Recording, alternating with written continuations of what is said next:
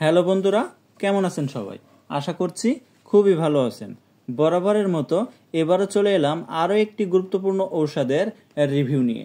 আজকে যে গুরুত্বপূর্ণ ঔষধটি নিয়ে রিভিউ করব, আপনারা ভিডিওতে দেখতে পারছেন সিরক্সিবি সিরাপ।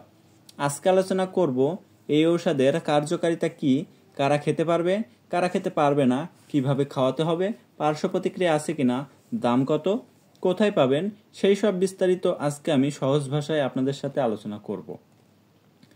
সিরক্সিবি সিরাপের প্রস্তুতকারক কোম্পানি বাংলাদেশের স্বনামধন্য কোম্পানি এসিআই ফার্মাসিউটিক্যালস লিমিটেড, আর এর জেনেরিক নাম সেফুরক্সিম ক্লাভনিক অ্যাসিড।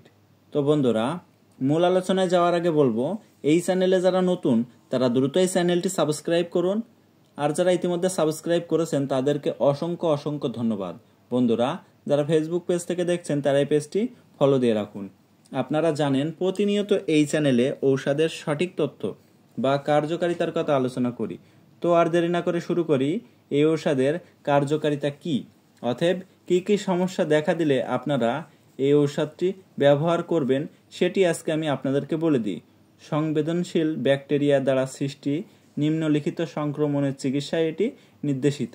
অতএব যে সকল বাচ্চাদের tonsillitis, pharyngitis, otitis media, sinusitis, bronchitis, শ্বাসনালীর সংক্রমণ, তীব্র জ্বর ও ত্বকের সংক্রমণ রয়েছে, অনেক বাচ্চাদের ত্বকে বিভিন্ন ধরনের ইনফেকশনজনিত ঘা রয়েছে, এই সব ভালো করতে জটিল এবং বিভিন্ন ধরনের ব্যাকটেরিয়াজনিত কারণে যেসব ঘা হয়ে থাকে এই সব ঘা ভালো করতে কিন্তু ডক্টররা এই ঔষধটি বাচ্চাদের দিয়ে থাকেন। অনেক বাচ্চাদের দেখা যায় টনসিলের সমস্যা হয়েছে বা সাইনোসাইটিসের সমস্যা হয়েছে, ওটাইটিস মিডিয়া বা গলা ফোলার সমস্যা রয়েছে। অনেক বাচ্চাদের দেখা যাচ্ছে শ্বাসনালীর সমস্যা হচ্ছে বা শ্বাসকষ্ট হচ্ছে, শ্বাস নিতে কষ্ট হচ্ছে, এই সব সমস্যা যাদের রয়েছে। অনেক বাচ্চাদের টনসিল বেড়ে গলার গোড়ায় ফুলে যায় বা গলায় ঢোক চাপতে পারে না। ঠান্ডার সমস্যা রয়েছে, নিঃশ্বাস নিতে পারে না, বুকের ভিতরে শাঁসা শব্দ হয় বা শোষো শব্দ হয়, নিঃশ্বাস নিতে কষ্ট হয়। এই ধরনের সমস্যা যাদের রয়েছে বন্ধুরা, অনেক বাচ্চাদের দেখা যাচ্ছে জ্বর এসেছে, জ্বর ভালো হচ্ছে না, গলায় ব্যথা, অতিরিক্ত ঢোক চাপতে পারছে না বা কিছু খেতে পারছে না, এই সব সমস্যা যাদের রয়েছে। এছাড়াও যাদের তীব্র জ্বর ও টাইফয়েড জ্বর হয়েছে, জ্বর ভালো হচ্ছে না। এছাড়াও ত্বক ও নরম কোষকলার সংক্রমণ, যেমন অনেক সময় অনেক বাচ্চাদের ত্বকে ফাঙ্গাল ইনফেকশনজনিত কারণে ঘা হয়ে যায়, সেখান থেকে অনেক সময় পেকে গলে রস আসে বা পুঁজ আসে, অনেক সময় সাদা জীবাণু হয়ে থাকে, যেটাকে আমরা ইনফেকশনজনিত ঘা বলি। অনেকেই আমাদের বাচ্চাদের অনেক সময় ইনফেকশনজনিত ঘা হয়।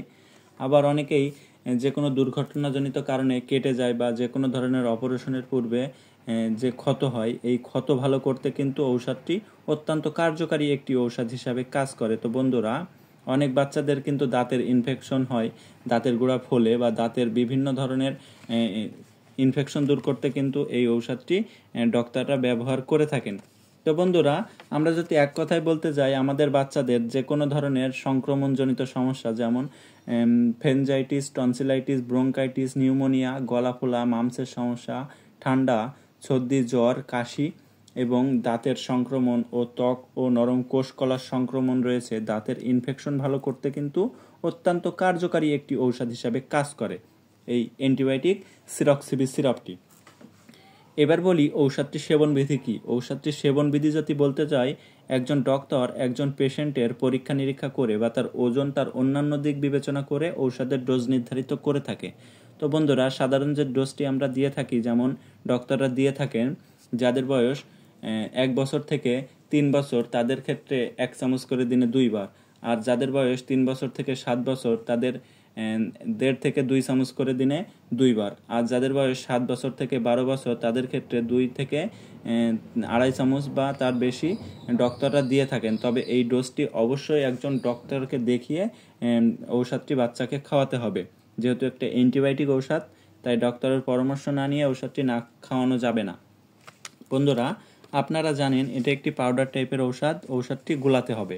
অতএব আপনি কিভাবে গোলাবেন, পানি ফুটিয়ে ঠান্ডা করে, মানে পানিটা আপনি ফুটিয়ে নেবেন, ফুটিয়ে নেওয়ার পরে পানিটা ঠান্ডা করে এর ভিতরে 8 চামচ পানি দিতে হবে, অর্থাৎ 40 ml পানি দিয়ে ঔষধটি ভালো করে ঝাঁকিয়ে আপনার ঔষধটি তৈরি করে নিতে হবে। বন্ধুরা, এবার বলি ঔষধটির পার্শ্ব প্রতিক্রিয়া কী। আপনারা জানেন প্রতিটা ঔষধেরই পার্শ্ব প্রতিক্রিয়া আছে। এই ঔষধের পার্শ্ব প্রতিক্রিয়া একেবারে মৃদু এবং অস্থায়ী, সবার ক্ষেত্রে তীব্র আকারে দেখা দেয় না। কিছু কিছু ক্ষেত্রে দেখা গেছে বমি বমি ভাব বা বমি, ডায়রিয়া, ঘুম ঘুম ভাব, বাত ব্যথা, তারপরে র্যাশ, বমির ভাব বা অতিরিক্ত বমি ইত্যাদি, তবে সবার ক্ষেত্রে তীব্র আকারে দেখা দেয় না।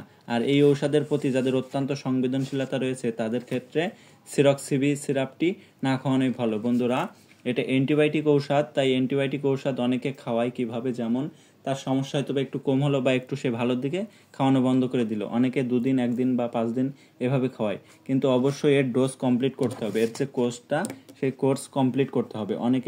অনেক ডাক্তাররা 5 দিন দিয়ে থাকেন, 7 দিন দিয়ে থাকেন বা 10 দিন দিয়ে থাকেন।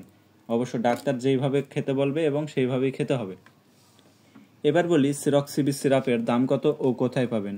সিরক্সিবি 70 ml সিরাপের দাম 285 টাকা, আর ঔষধটি পেয়ে যাবেন আপনার নিকটতম যে কোনো ফার্মেসিতে। ভিডিওতে আমি সবই সংক্ষেপে বলার চেষ্টা করেছি। ঔষধটি সম্পর্কে আরও কিছু বিস্তারিত জানতে অবশ্যই কমেন্ট করবেন, আমি রিপ্লাই দেওয়ার চেষ্টা করব। ধন্যবাদ সবাইকে ভিডিওটুকু সম্পূর্ণ দেখার জন্য। ভালো লাগলে লাইক, কমেন্ট, শেয়ার করবেন। বন্ধুরা, আপনারা যে কোনো ঔষধ সেবনের পূর্বে অবশ্যই একজন অভিজ্ঞ ডক্টরের পরামর্শ নিয়ে ঔষধ সেবন করবেন। কোনো ইউটিউব দেখে বা কোনো ভিডিও দেখে ঔষধ সেবন করবেন না। ভালো থাকবেন, সুস্থ থাকবেন, সমস্ত ঔষধ শিশুদের নাগালের বাইরে রাখবেন। আল্লাহ হাফেজ।